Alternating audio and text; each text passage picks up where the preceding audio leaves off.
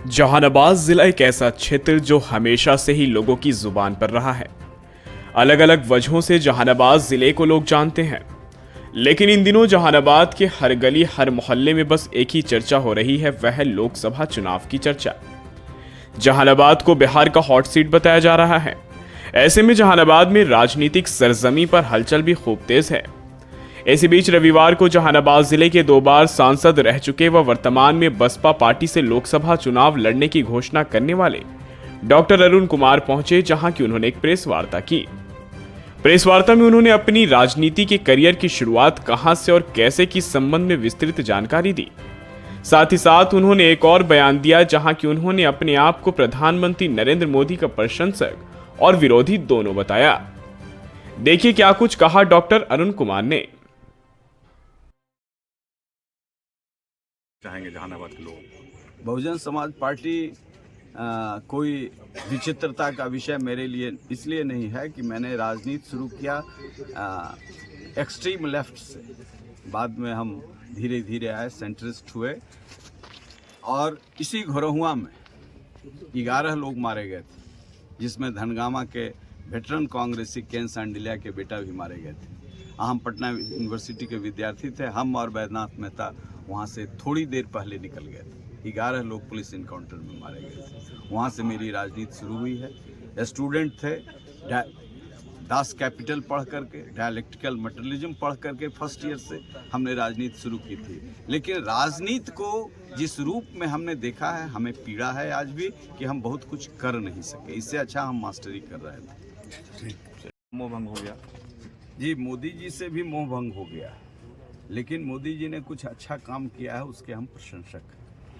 जैसे हम 370 के बड़े कट्टर समर्थक हैं कि जिस तरह के हालात पैदा हुए पिछले 30 वर्षों में, वहाँ दुश्मन देश भी नहीं कर सकता, पाकिस्तान भी वो नहीं कर रहा था जो वहाँ रह करके हमारे विरोधी कर रहे थे, और उसमें एक धर्म विशेष के लोग बदनाम हो रहे थे।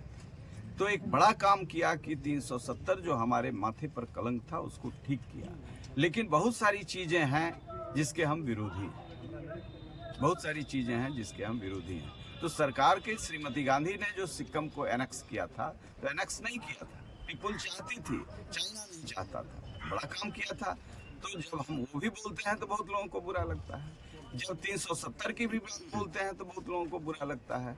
तो हम निरपेक्ष भाव से यदि चीज़ों को एनालिसिस करेंगे, राष्ट्र को सामने रख करके, जब मैं ये कहता हूँ तो हमारे बहुत लोग कहते हैं कि हम उन लोगों को जो मुसलमान देश को नहीं छोड़ा और उसके पास ऑप्शन था, जो नहीं छोड़ा, वो हमसे कम राष्ट्रभक्त नहीं है, हमसे ज़्यादा राष्ट्रभक्त है। तो ऐसे बयानों से लोगों को बचना चाहिए।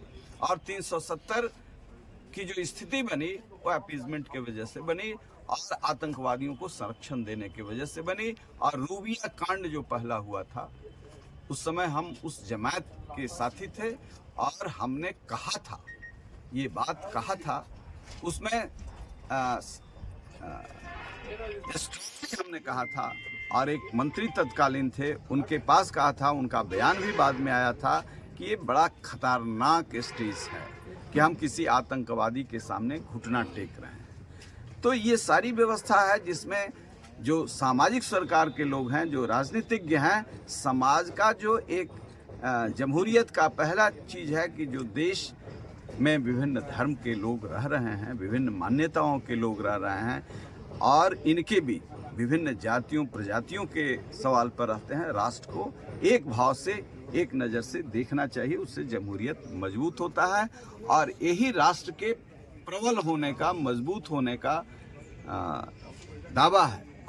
आपको याद होगा कि चंद्रशेखर प्राइम मिनिस्टर यहाँ थे, माइनॉरिटी गवर्नमेंट थी, और अमेरिका चाहता था कि हम इराक पर हमला करने के लिए ईंधन यहाँ से ले। एक स्वर से माइनॉरिटी गवर्नमेंट, यही इस मिट्टी की खासियत है, कहा कि मित्र राष्ट्र है हमारा, सद्दाम हुसैन वहाँ का प्रतिनिधि है, उसके खिलाफ कोई भी अभियान भारत की भूमि से लेना चाहेगा तो यहाँ की 1 इंच जमीन नहीं मिलेगी। लेकिन आज के सांसदों को, आज के विधायकों को न पढ़ने का, न लिखने का, न समझने का वक्त है, और न अपने राष्ट्र के इतिहास को समझने का वक्त। इसलिए यह दुनिया का वाहिद देश है।